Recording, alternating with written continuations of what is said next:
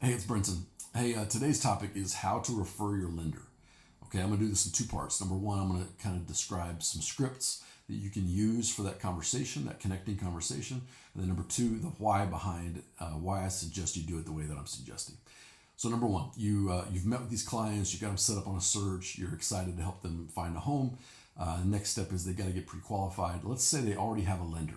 Now, if this is a local lender or somebody you already know, like, and trust, then great. I'm not trying to step on anybody's toes. But if it's an online lender, or if it's somebody you don't think does a great job, or the rates suck, or whatever, then say, hey, listen, I've got a preferred lender. I'm going to have him call you just to see if he can save you some money. There's no obligation there, but if he can save you some money, then let's do the best thing for you. So there's number one. Number two, if they don't have a lender, then you say this. You say, I'm going to have my preferred lender call you. His name is Brenton. And by the way, if I'm not your preferred lender, that's fine. That's not your fault. That's my fault for not proving my value to you yet. But you say, I'm going to have my preferred lender call you. He knows how to take it from here. They'll walk you through the questions and they'll make it real user friendly for you. If you don't vibe with him, then just let me know and I'll connect you to somebody else. I've got other lenders that I've worked with and I can connect you to somebody else. But here's where I would start. So that language is really critical because that way you're off the hook. You don't have to do that traditional give three lenders thing, which is not a very efficient way to do it. But if they don't love me or your preferred lender, then they have an option to come back to you and go to the next one. But research shows that 79% of the time, a borrower uses the first lender they talk to. So if you can shape that and you can send them one person that's going to call them, reach out to them, then you can kind of help to shape that conversation.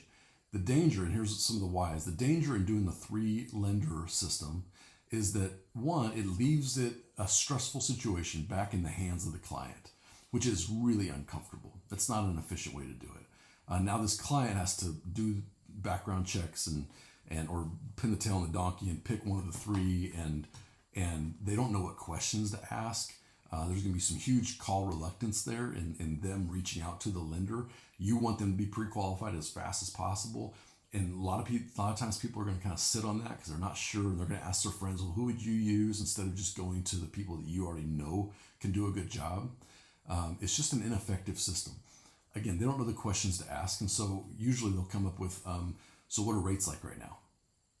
Which is a horrible question because it's a moving target and it depends on a million different variables that we don't know yet about that particular situation.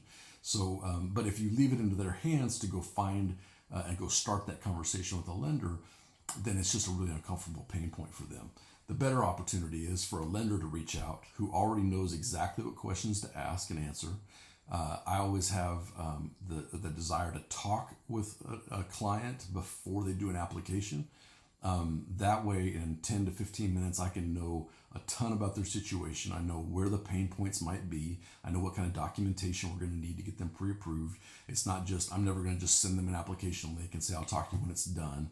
That's not how I do it. I want to have a legitimate conversation with them so that I can counsel and advise and coach them as well as possible through the mortgage process up front. And then we get the application out of the way and those kinds of things. But sometimes when somebody just sends an application, somebody will flounder around in it for an hour or two when it really should just take 10 or 15 minutes. So that's some of the thoughts behind how I think you should do it, the way I think you should do it. The other way to connect is to do a three-way text. Add the borrower, myself, and you in a text and say, hey guys, this is Brenton. He's going to reach out to you. Then I get a chance to thank you for that connection and then set up a time to speak to them one-on-one, and whether it's in person or Zoom or FaceTime or a phone call or whatever. So those are my thoughts on how to refer your lender. Have a great day. We'll talk to you soon.